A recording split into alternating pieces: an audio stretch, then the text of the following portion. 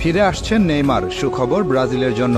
আগামী অক্টোবরে বিশ্বকাপ বাছাই পর্বে ব্রাজিলের ঐতিহ্যবাহী 10 নম্বর জার্সি পরে মাঠে নামবেন তিনি। তাই ব্রাজিল ভক্তরা এখন খুশি, কারণ ব্রাজিলের এই ঐতিহ্যবাহী জার্সিটি নেইমারের অনুপস্থিতিতে যে অসম্মানের শিকার হয়েছে, এখন তা আর হবে না।